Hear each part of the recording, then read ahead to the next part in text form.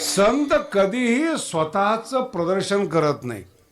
पहिला टप्पा संतांचा लक्षात ठेवा, स्वतःचं प्रदर्शनच करत नाही कधी. संसारातल्या वस्तूंच्या अपेक्षाच्या पुढे गेलेले संत असतात. ज्ञानेश्वरीमध्ये खूप सुंदर ओवी, जयाचे ठाई पांडवा अपेक्षे नाही रिघावा. अपेक्षाच लोक त्यांच्या अहो देव सुद्धा मागण्याची वास पाहे मुखाकडे. तुम्ही तर माणसं आहेत हो, लय साधे माणसं आहेत, पण साधूनी काहीतरी मागावं म्हणून देव त्यांच्या तोंडाकडे पाहत असतो. त्याला खानदानी संत म्हणतात. एक शब्द तरी, एक वस्तू तरी त्यांनी मागावी. आयुष्यभर तपश्चर्या केली, भक्ती केली, त्याग केला, वैराग्य केलं, काही मागितलं नाही माझ्या भक्ताने.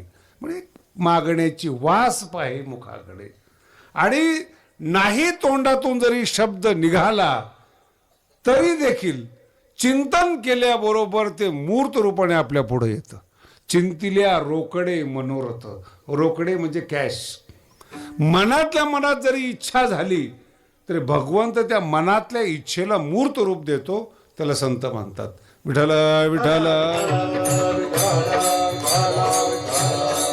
म्हणून स्वभाव आहे अभंगाचे, विनोदाचे अभंग आहेत, रागाचे काही अभंग आहेत.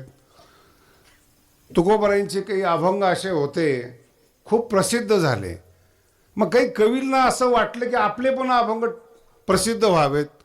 मग आपल्या नावाने खपत नाही, मग ते तुकोबाराचे शेवटी नाव जोडून देतात, तुका म्हणे. तुमची श्रद्धा नाही. कळालं? नुसतं बाबाचं चरित्र सांगितलं ना तुम्हाला, गाव हळल्याशिवाय राहत नाही महाराज. आणि खूप चांगलं कीर्तन केलं आणि बाबाचं नाव नाही घेतलं, दुसऱ्या दिवशी त्या कीर्तनकाराला किती शिवाय मिळते त्यालाच माहिती. भावनात्मक जीवन जगणारे आहात तुम्ही. मेंदूचा वापर कमी करता आणि हृदयाचा वापर जास्त करता. तिथं अपेक्षा असते, आईला अपेक्षा असते, माझ्या मुलाला समोरच्यानी चांगलं म्हणावं. नाही कळलं?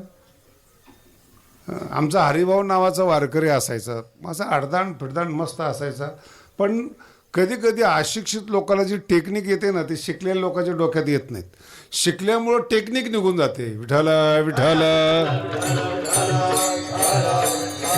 जे घर जेवण देणार नाही वारकऱ्याला, त्याच्याकडे हा पुरणपोळी खाऊन यायचं.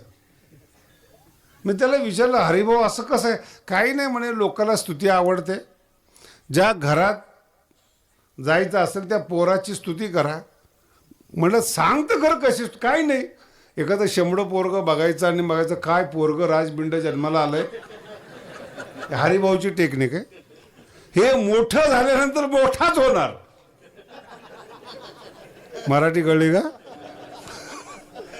आपलं पुण्य हरिभाऊनी खर्च केलेलं नाही.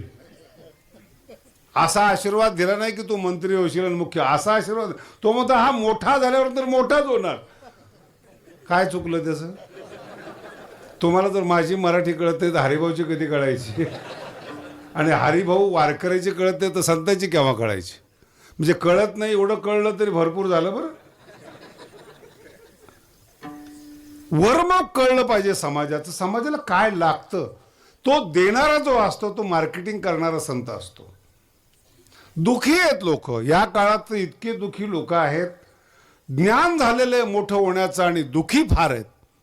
रोगाने ग्रस्त झालेले आहेत, दारिद्र्याने ग्रस्त झालेले आहेत, अशिक्षित पण काही सांगा मागे लागतात.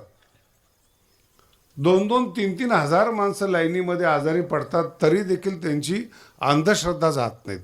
याही काळामध्ये इतकी मोठी अंधश्रद्धा. 700 वर्ष अगोदर ज्ञानोबा आहे, म्हणजे 700 वर्षापूर्वी कसे असतील लोक, काय समजत असेल या लोकांना. आणि अशाही लोकांना ते जवळ करतात. पण जवळ केल्यामुळं संतत्व प्रसिद्ध होतं. आणि त्या एखादी गोष्ट प्रसिद्ध झाली की त्याची मार्केटमध्ये पायरेसी होते, डुप्लिकेट निघते. काहीही करा तुम्ही. एखादं पिक्चर हिट झाला, एखादं नाटक हिट झालं, एखादं गाणं हिट झालं की लगेच त्याच्या पाठीमागं लोक लागतात. आणि चालव नाही तर नाही चालव पण पैसे कमवतात. तसं एखादा संत प्रसिद्ध झाला की मग संताचं एक प्रकरणच बाहेर येतं. गावागावामध्ये संत होतात. कुठे आज महाराष्ट्राचा प्रत्येक जिल्ह्याचा संत वेगळा, प्रत्येक तालुक्याचा संत वेगळा, प्रत्येक भागाचा संत वेगळा. आणि जर त्यांना विचारलं आपण लोकांना की तुमच्या संतांनी काय केलेत, चमत्कार, काय म्हणतात ते, मला चमत्काराबद्दल बोलायचं नाही, केले असतील त्यांनी त्या काळात केले असतील, वर्तमान काळातल्या पिढीला त्या चमत्काराचा काय उपयोग आहे. विठ्ठल विठ्ठल.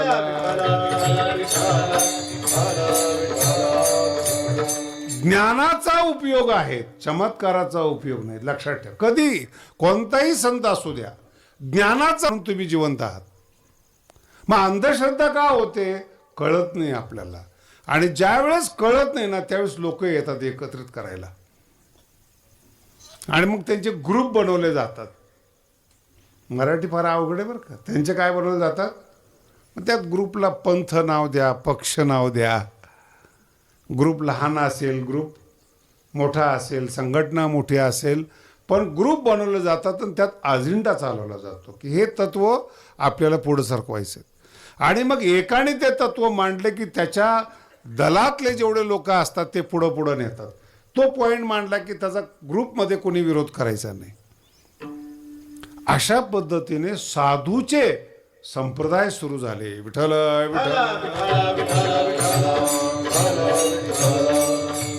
बघा काय, साधूचे संप्रदाय सुरू झाले. मग काय काय, मुलगी माझ्याकडे आली, ऐकून घ्या बरं का, मस्त चांगला विषय. मुलगी माझ्याकडे आली, मुलगी शिकलेली आहेत, बाप अंधश्रद्धाळू आहे. मग मुलीने सांगितलं, बाबा हे तुम्ही जे ऐकता ना त्या महाराजाला काही कळत नाहीत,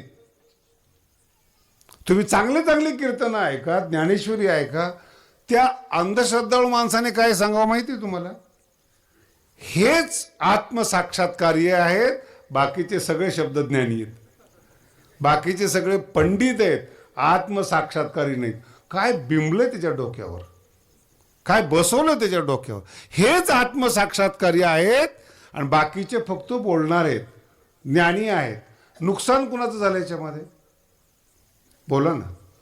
ज्ञानोबरांच्या ज्ञानेश्वरीला, तुकोबरांच्या गाथ्याला जर तुम्ही शब्दज्ञान म्हणायला लागले आणि ज्याला काहीच येत नाही त्याला जर साक्षात्कारी म्हणायला लागले, मग तेलनिशी रुसला वेडा. विठ्ठल विठ्ठल. अनंत दुःख आहेत. घरात कोणी गोड बोलत नाही, साधू गोड बोलतात. घरात कोणी मान देत नाहीत, पंथात मान मिळतो, स्वभाव बदलतो आणि मग ते त्याचे पट्ट शिष्य होतात. असा जो संप्रदाय बोकाळलेला होता, संत परंपरा बोकाळलेल्या होत्या, त्या जगद्गुरु तुकोबारायांनी पाहिल्या त्या की खरे संत नाही आहेत, पण संतत्वाचा बाजार मांडलेला आहे. प्रत्येक जण स्वतःला संत म्हणून घेतोय. मग जगद्गुरु तुकोबारायांनी समाज शहाणा व्हावं म्हणून अभंग लिहिला. तो आज सेवेचा अभंग आहे. पहिला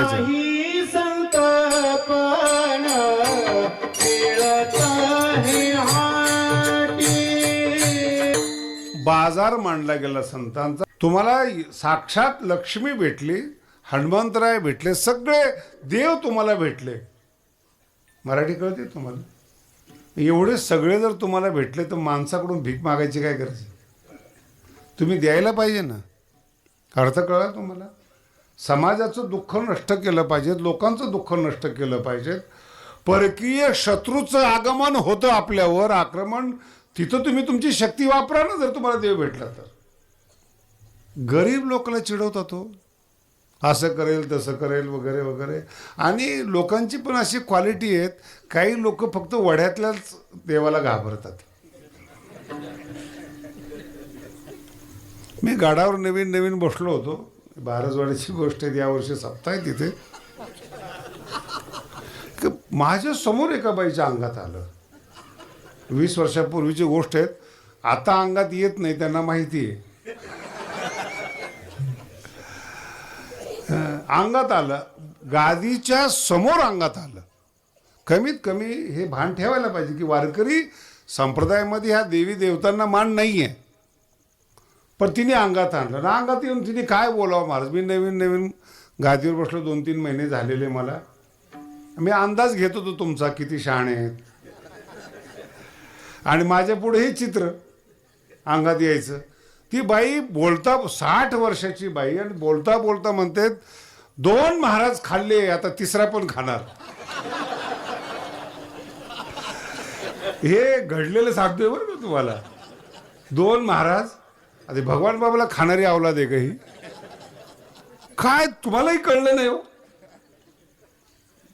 भीमसिंग ती लगेच ओरडायला लागले त्याला. आता ते भीमसिंग महाराज कुणालाही मान देत होते, किती मूर्ख आला तरी त्याचं खंडन करत नव्हते. त्यांचा स्वभाव होता, आलं की आपला हा ठीक आहे ऐकून घ्यायचे. ते त्यातला मी नव्हतो नाही. पण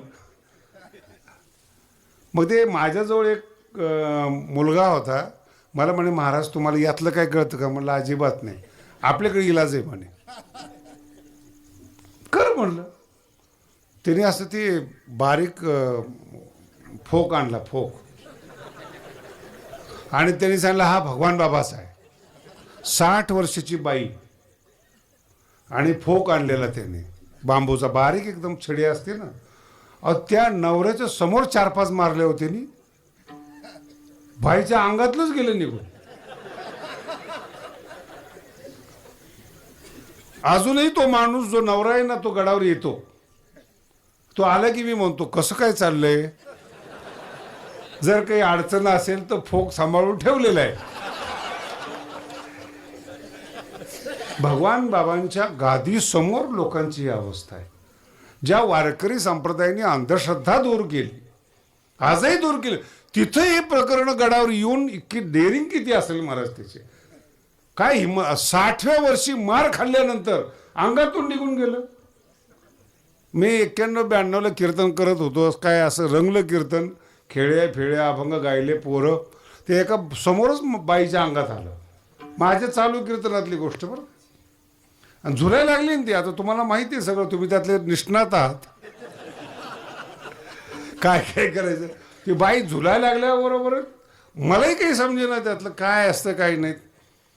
मग त्या नवऱ्याने सांगितलं की आईच्या अंगामध्ये, बाईच्या अंगामध्ये महालक्ष्मी येते. काय येते? ती दरिद्री. आणि तिच्या अंगात कोण येते?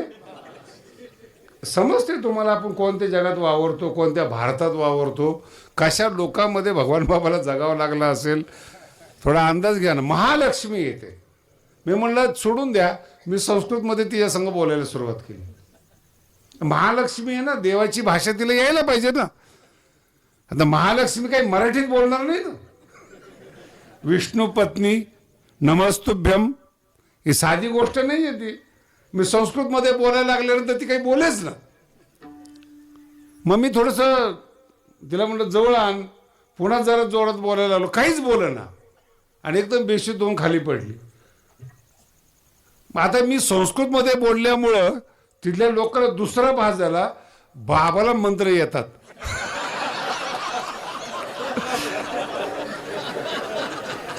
दुसरी समस्या, बाबाला मंत्र येतात. ते झाल्याबरोबर कीर्तन कसं झालं माहितीच नाही लोकांना. सगळे लोक माझ्याकडे, महाराज आमच्या घरात दुःख दूर करा, आमच्या घरात दुःख दूर. मी नीट करण्यासाठी गादीवर बसलोय. काय आजपर्यंत पुन्हा त्या गावात कीर्तनाला गेलो नाही, कारण की त्याच्या डोक्यात वेगळंच बसले, बाबाला काहीतरी कळतं. माझा मुद्दा लक्षात घ्यावा, गरीबाचं शोषण करणारी जी लोक आहेत ना, न ते टिकतात न त्यांचा संप्रदाय टिकतो. 2 दिवस बहरतात, 2 दिवस मोठे होतात, पण ज्यावेळेस देव वसुली करतो ना त्यांची, महाराज आम्ही असे महाराज सडताना बघितलेले आहेत. समाजाचं शोषण करतात, धर्माच्या पैशाचा चुकीचा व्यवहार करतात, पब्लिकच्या पैशाचा चुकीचा व्यवहार करतात. तो राजकारणी असेल, नाही तर महाराज असेल, श्रीमंत असेल पण आनंदी नसेल. लक्षात आलं?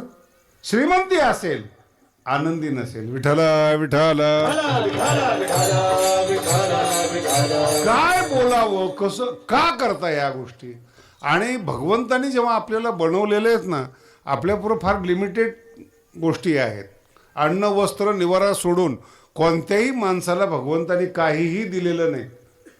पक्क डोक्यात ठेवा बरं का. अन्न वस्त्र काहीही दिलेलं, किती मोठा माणूस असू द्या, गहूच खाणार, तांदूळच खाणार, जर जमलं तर साखर खाईल, नाही जमलं तर साखर सुद्धा बंद, तिखट सुद्धा बंद, सगळं बंद. पण याचं लोकांना लुटणं चालू. काही नाही जगामध्ये. तुम्ही अभ्यास करा. साधू संत जे ज्ञानेश्वरी लिहितात किंवा गाथा लिहितात हे अत्यंत बुद्धिमान आहेत. हे विनाकारण जंगलामध्ये गेलेले नाहीत. तुमची संगतच नको म्हणून एकांतवास आहे. कारण की मूर्खाच्या संगतीत राहिल्यानंतर तो दुरुस्त होत नाही आणि आपल्याला विनाकारण त्रास होतो. बाबाला त्रास तुमच्यामुळं झाला, आक्षेप तुम्ही घेतलाय, त्या बाईने आक्षेप नाही घेतला. अर्थ कळाला का? ज्या बाईची चोळी बांगडे खाली ठेवली तिने आक्षेप घेतला का पुरुषाने घेतला? पुरुष तुमच्यात राहिल्यानंतर संतांना दुःख भोगावं लागतं हो. बाकीचे तुमची काय कथा आहे त्याच्यामध्ये? तुम्हाला कुठून आनंद मिळणार? अर्थ लक्षात ठेव. म्हणून एकांतात जावं लागतं. हा फार महत्वाचा विषय आहे. म्हणून एकांतात जाणाऱ्याला तुम्ही संत मानत नाही, ज्ञान सांगणाऱ्याला संत मानत नाहीत.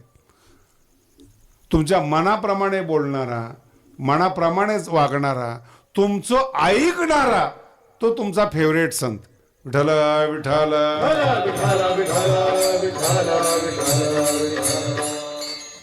एक मोठा कीर्तनकार होता आणि आपल्या सप्तक तारीख पाहिजे होती नारळाची. तर ती तारीख मिळाली नव्हती, गेलेली होती. अशी चर्चा चालली होती. एक साधारण श्रीमंत माणूस माझ्याजवळ बसला होता. त्याच्या लक्षात आलं. मला म्हणे शास्त्रीची त्यांची तारीख पाहिजे का? म्हणलो एका मिनिटात. मी म्हणलो तो म्हणतो तारीख खाली नाही आहे. नाही अजिबात टेन्शन घेऊ नका म्हणते, माझ्यावर सोडा. कोणती पाहिजे तुम्हाला तारीख? आमकी आमकी. लगेच त्यांनी फोन लावला, ह्या तारखेला तुम्ही इथं या कीर्तनाला. तिकडून म्हणलं यस. मी त्याला विचारलं यस कसं काय? महाराज हे सगळे पैशाची कामं आहेत. नाही कळालं. अशा संताला समाजात मान आहे. जो पैशानं विकत घेतला जातो, पैशापुढे झुकतो, त्याला मान आहे. जगद्गुरु तुकोबाराय म्हणतात, तुम्ही त्यांना संत म्हणा, तुम्हीच त्यांना संत माना, परंतु संत पण बाजारात मिळत नाहीत. शब्दप्रयोग खूप सोपा अभंग आहे बरं का. आणि गुरुवारी भीमसिंग महाराजांसाठी घेतला होता मी त्यावेळेस. नाही संत पण, संत नाही संत पण, हे फार गोष्ट.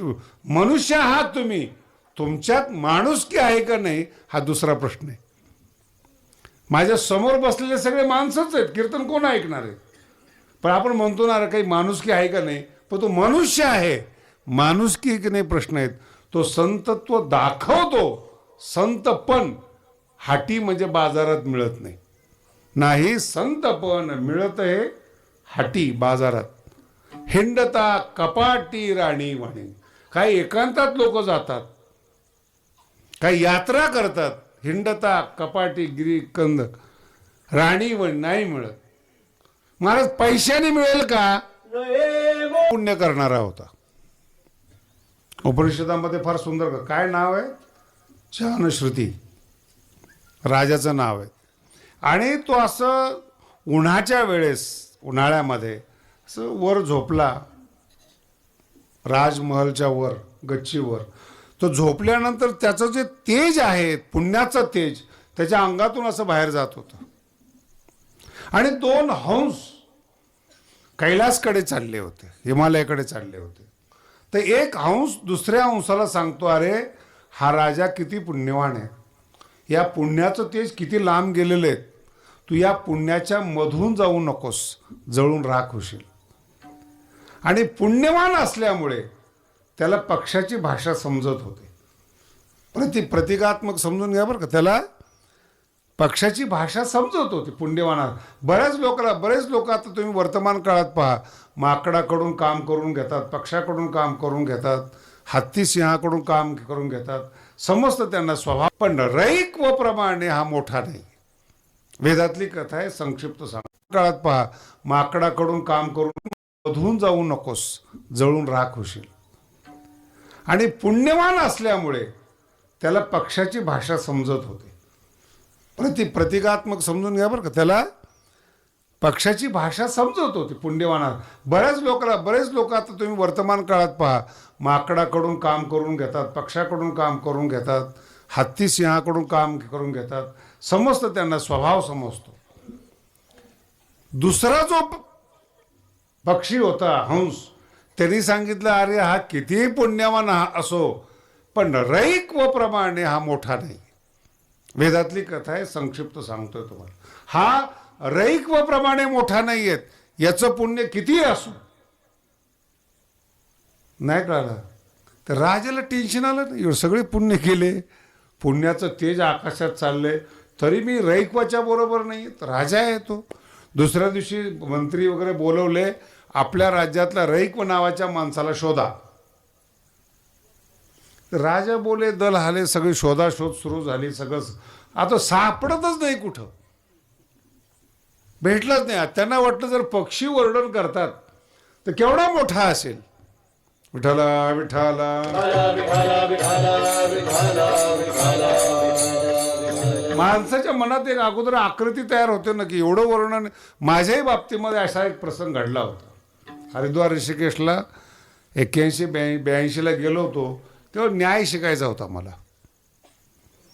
आणि तिकडे शिकवणारे कोण नव्हते. मी कोणाकडेही गेलं ना तर माझ्या गुरुचं नाव सांगायचे, आप बंबई में जाओ वही आपको पढ़ा सकते.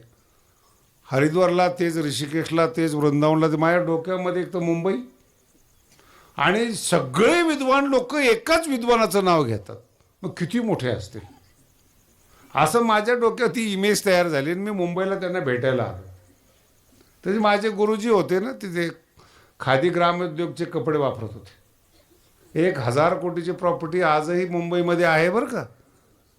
आणि ते स्वामीजी ज्याचं भारतामध्ये नाव आहे, स्वामी काशिकानंदजीचं, आणि ते आपलं एक लुंगी आणि बंडी. आणि माझ्या डोक्यात इमेज सगळीकडे त्यांचं नाव होते. ते कसे राहत, आणि मुंबई आर्थिक राजधानी, कसे राहत असतील. मी त्यांना पाहिल्या मला वाटलं कोणीतरी साधा असेल शिष्य वगैरे, त्यांनाच विचारलं मी, स्वामीजी कुठे आहेत. डोक्यामध्ये इमेज काय, एवढं नाव आहेत, कसे राहत असतील. आणि पाहिल्या मला वाटलं इतके साधे असतील, कुणी शिष्य असेल. त्यांनाच विचारलं स्वामीजी कुठे आहेत. त्यांनी मला खालून वरून बघितलं. स्वामीजीने असं सांगितलं नाही की मीच आहे म्हणून. मला म्हणलं कहाँ से आहे. म्हटलं मी महाराष्ट्राचं नाव सांगितलं तर बोलणार नाही. म्हटलं ऋषिकेश से आहे. अच्छा, पहले कभी देखा है स्वामीजी को. मैंने कहा नहीं. अच्छा ठीक आहे, किसने भेजा आहे. ते नाव सांगितलं मी. हां अच्छा ठीक आहे. जाऊन त्या आसनावर बसले, मग मला कळालं की हे स्वामीजी. प्रॉपर्टी किती आणि वागणं कसं तुमचं बघा बरं. संध्याकाळी घरात गेलं ना, आता नाही बोलायला पाहिजे आता जास्त, आणि घरातून बाहेर निघाला ना तुम्ही, कडक कपडे, माणूस कापला जाईल अशा टोप्या येतो.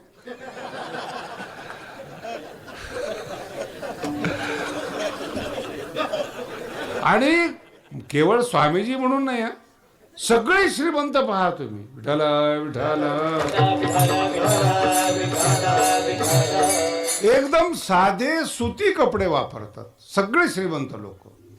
त्याचा ब्रँड ठरलेला असतो सुती. सुती शब्दाचा अर्थ निसर्गाने जो कापूस तयार केलेला आहे तो आपल्या शरीराला बाधक नसतो. आणि जे आपण केमिकलचे कपडे वापरतो, मला हेही माहिती नाही पॉलिस्टर कशापासून. पॉलिस्टरला सूत लागत नाही बरं का, पेट्रोलपासून तयार होतं ते. जर पेटल्यानंतर बघा तुम्ही कसं होतं, त्याचं गोळी तयार होते. केमिकलचे कपडे वेगळे आणि सुताचे केमिकलच्या, की मला हे याचं जास्त बोलायचं नाही तुम्हाला. पण श्रीमंत लोक चांगलं खातात, ओरिजिनल खातात. सूत म्हणजे आपल्यासाठी भगवंतांनी निर्माण केलेला कापूस आहे, जो थंडी वारा ऊन याच्यामध्ये एक सारखा राहतो. विठाला विठाला. पण दाखवणं आपल्याला गरजेचं असतं. नाही कळालं. दाखवणं शब्दाचा अर्थावरचा अभंग आहे हा. संत पण नाही, पण दाखवलं जातं. जो खरा संत आहे त्याला श्रीमंती दाखवायची गरज नाही. जो खोटा संत आहे त्याचा ड्रेस बघून घ्या तुम्ही, कपडे प्रेस केलेले, गंध मोठा, माळा वर टाकलेले असतात, पुण्यातून जेव्हा दिंडी जाते ज्ञानेश्वर महाराजांचा पालखी सोहळा, जेवढे खिशे कापू असतात ना सगळे वारकरी, मोठमोठ्या माळा, गंध लावलेला, आणि ज्यांना खरा वारकरी माहीत नाही ती त्यांना दान करतात. आणि एखाद्याचं गठुळं पाहिलं किंवा काय पाहिलं की पळून घेऊन जातात. संत नाही पण दाखवतात. जे ज्ञानी नाही ते दाखवतात, श्रीमंत नाही ते दाखवतात, आणि दाखवण्याला लोक भाळतात. तो अभंग आहे. विठ्ठला विठ्ठला.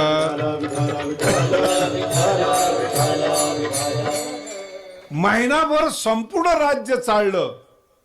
जानश्रुती नावाच्या राजाच्या सेवक सगळं पूर्ण पाहिलं, कुठंच भेटला नाही रैकू. प्रसिद्धच नव्हता तो. एका ठिकाणी एक खरजूला खाजवत बसला होता, अंगाला खरूज झालेली. छकडा, जुन्या काळातले शब्द आहे हा. आता शहरातल्या लोकांना छकडा कळणार पण नाही. एक बैलाची गाडी असते त्याला काय म्हणतात, आणि 2 बैलाच्या गाडीला गाडी म्हणतात, बैलगाडी. एक गाडी जुन्या काळात पंढरपूर इकडं तिकडं अजूनही बघा, एक बैलाने, आताच्या भाषेत जर बोलायचं ठरलं ना, ते छोटा हत्ती. तसं एक बैलाची गाडी म्हणजे छकडा.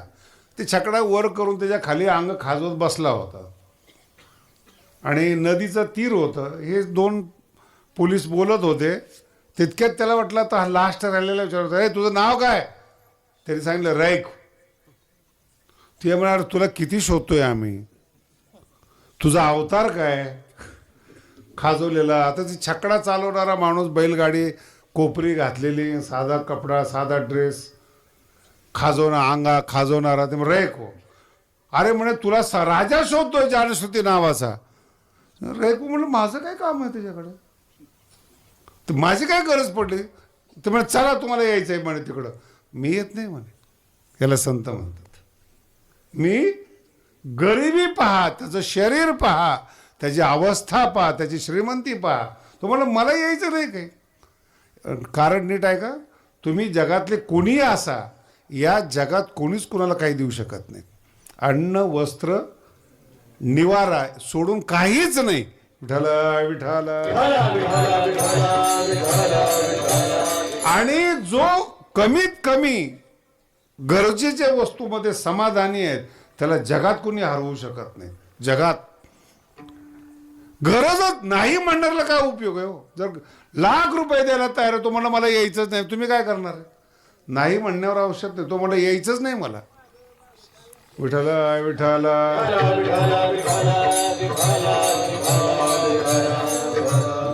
आणि मग तिथे एक जण थांबला आणि राजाला निरोप दिला की रैकू इथे. राजा धावत धावत आला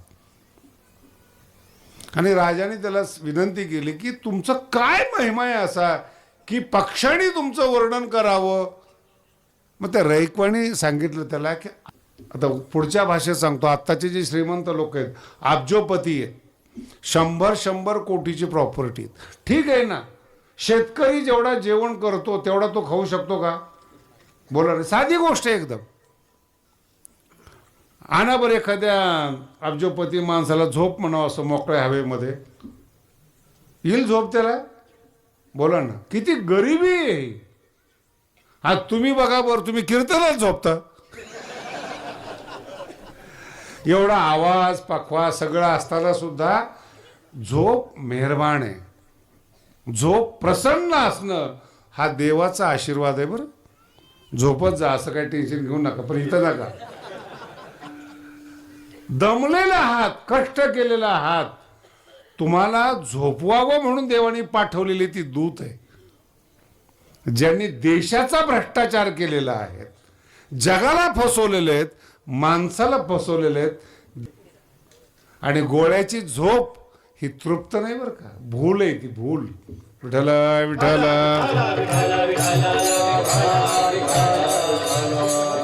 अन्न पचलं, श्रीमंती आहेत, कोटात जीर्ण झाला. आणि तुम्हाला रहस्य सांगतो, 15व्या अध्यायामध्ये श्लोक आहेत.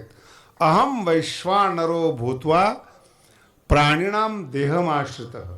15व्या अध्यायामध्ये श्लोक आहेत, खूप गोड श्लोक आहेत.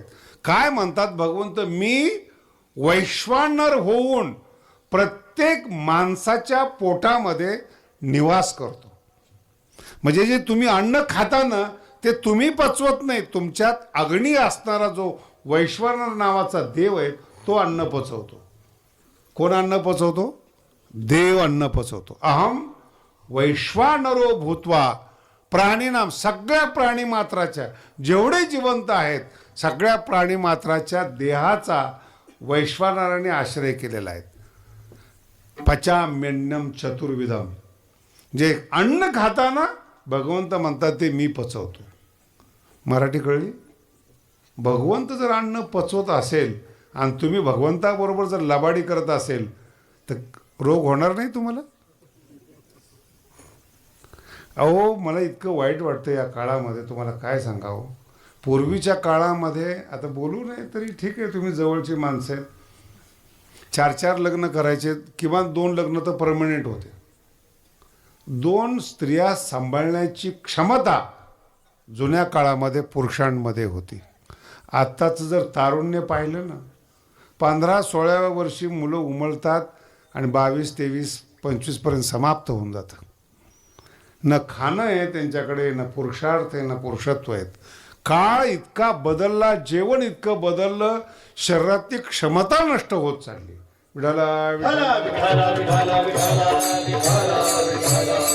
शहरामध्ये श्रीमंताच्या बाया एक पुष्कळ झालं बनतात, नाही कळालं. आणि आपल्या गावांनी बघा बरं तुम्ही, क्रिकेटची टीमच असते. किती भाऊ आहेत? 6 भाऊ. बहिणी किती आहेत? 3. भरलेला संसार म्हणतात तो यांना. आताची श्रीमंत बघा तुम्ही, एकच. सरकार म्हणते किमान 2 ठेवा, याची क्षमता तर पाहिजे ना. याचं कारण हे जे गीतेमध्ये लिहिलेलं आहे, वैश्वानर अन्न पचून तुमच्यात ताकद निर्माण करतो. देवाची भक्ती करणारे जे आहेत ना, त्रासच होत नाही पोटाचा. येऊन पहा वारकरी, गडावरची पोरं बघा, जेवढे उभे तेवढे बघा तुम्ही, कसे चेहरे चमकतात. आणि यांची चमक पाहून दुसऱ्याला चमका निघतात. पोरं पाहून कुठं महाराज लोकांना वाईट वाटायला पाहिजे, गावच्या लोकांना वाईट वाटायला पाहिजे. एका महाराजांनी सांगितलं, महाराज भगवानगडाचे पोरं बोलवायचे नाही. ते गावकऱ्यांनी येऊन सांगितलं की आमचे महाराज म्हणतात तुमचे पोरं. म्हणून कुणी बोलवलं सांगितले तुम्हाला? म्हणजे एखादा चांगला माणूस जर मुलांवर जळत असेल तो मला अभिमान आहे त्या पोरांचा. तुम्ही श्रीमंत आहात, विद्वान आहात, कीर्तनकार आहात, मठाधिपती आहात, आणि गडावरची बारकी बारकी पोरं तुम्हाला घाबरवतात. माझ्यापर्यंत येतच नाही प्रकरण, हेच दुरुस्त करतात. हे पोरं म्हणतात आमच्याशी निपटा, मग वर बघू. अहम वैश्वानरो, तुमच्या अंतःकरणामध्ये, शरीरामध्ये देव निवास करतो. हे लक्षात ठेवा, सूत्र आहेत बरं का. तैसा हृदयामध्ये मी राम. हे जड हात उचलतो ना, तो राम तुमच्यामध्ये आहेत.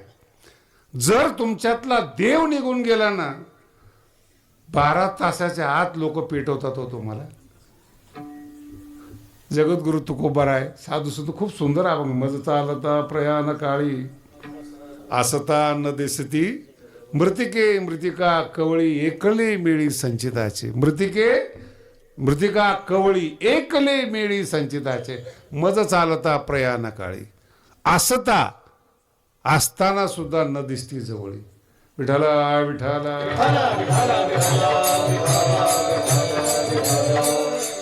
काय काय आम्ही मगाशी म्हणलं ना, अभंगाचे स्वभाव असतात. तुकोबराय पण सांगतात, भीती दाखवतो नाही त्या यमासी करुणा. अर्थ शब्द आहे नाही त्या यमासी बाहेर काढिता कुडी प्राणा. कुडी म्हणजे शरीर. ज्यावेळेस यमदूत येतो किंवा आपल्याला जायची वेळ येते, आपल्याला काही सुडू वाटत नाही. महाराज किती जर्जर होऊ द्या, 99 झाले तरी म्हणतील